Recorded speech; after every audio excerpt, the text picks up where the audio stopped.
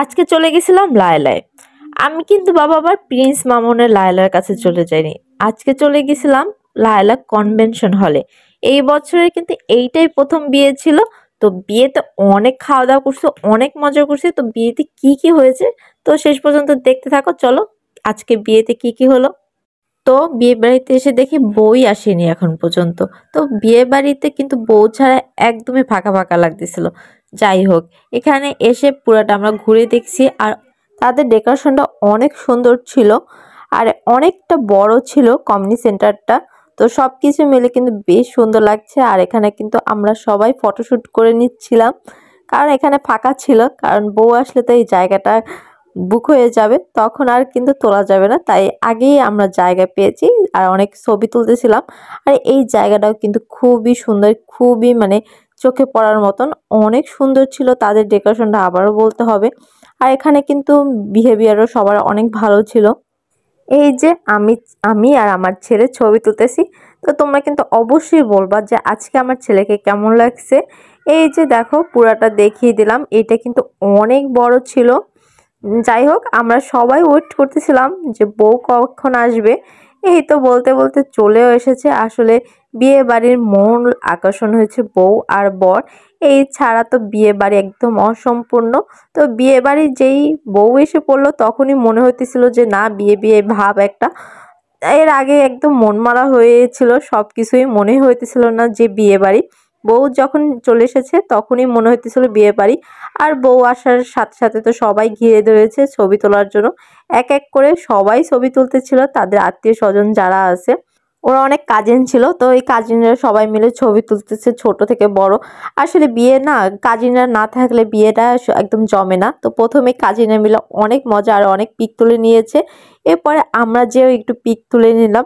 আর বলতেছিলাম যে রিচি ওর নাম, ওকে অনেক ছোট দেখছিলাম আর এখন কত বড় হয়ে গেছে কিছুদিনের মধ্যে। তার আজকে বিয়েও, এগুলাই বলতেছিলাম। আর কিছু পিক তুলে নিয়েছিলাম ওর সাথে।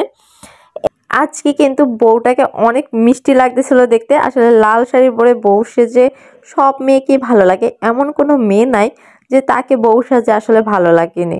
অনেক মিষ্টি লাগতেছিল, আমরা বলতেছিলাম আর সবাই হয়তোবা এইটাই বলতেছিল যে অনেক মিষ্টি লাগতেছে। এই তো সবাই পিক তুলতেছে, এ ওর কাজিনা নিয়ে অনেক মজা, অনেক কি করতেছিল। আসলে সবাই বরের অপেক্ষায় ছিল যে বর কখন আসবে। আসলে মূল আকর্ষণ তো এইটাই যে বর কখন আসবে, গেট ধরবে। তো ওইটাই ওয়েট করতেছিল আর সবাই মিলে অনেক পিক তুলে নিতেছিল। আর এখন যেটা, এটা তো হচ্ছে মূল আকর্ষণ, আসলে বিয়ে বাড়ির খাবার। আসলে বিয়ের যে কত মজা, বিয়ের খাওন, সেটা আসলে বিয়ে বাড়ির খাওন অনেক মজা, অনেক টেস্টি। এইটাই আজকে পার্টটা দেখাচ্ছি যে আজকে বিয়ে বাড়িতে কি কি খাওয়া দাওয়া করলাম। প্রথমে আমি এখানে পোলাও নিয়েছি। বেশ পোলাও পোলাও যে এত মজা, তোমরা না খাইলে বুঝতে পারবে না যে পোলাও কি মজা। দেখো আমার বোনটা শুধু শুধু পোলাও খাইয়ে নিচ্ছে। যাই হোক, আমি এখন পোলাওর সাথে একটু মাছ নিয়েছিলাম আর এখানে রোস্টটাও দিয়ে গিয়েছে। ওই তো পোলাওর সাথে এগুলো অনেক মজা লাগতেছিল। তো এখানে ডালও ছিল আর খাসির মাংস ছিল। এগুলাই ছিল আজকের মেনুতে। তো এই পোলাওর সাথে সব কিছুই অনেক মজা লাগতেছিল যে আজকের খাবার দাবার যা মজা হয়েছিল। তবে যতটা ভাবছিলাম যে কবজি ডুবিয়ে খাবো, আসলে না ততটা খেতে পারিনি। এরকমই মানে রিচ খাবার টাবার, তো এগুলা যতটা মনে হয় যে খাবো আসলে অতটা খাওয়া যায় না। তবে লাস্টে ফিরনি আর মিষ্টিটা অনেক মজার ছিল। তো আমার খেতে খেতেই কিন্তু বর চলে এসেছে আর এখানে কিন্তু বরের জুতাও চুরি হয়ে গেছে। এই ভিডিওটা করা হয়নি। তবে তোমরা যদি এই ফুল ভিডিও দেখতে চাও তাহলে এই ভিডিওতে অনকে লাইক করো, তাহলে কিন্তু ফুল ভিডিওটা তোমরা পেয়ে যাবে।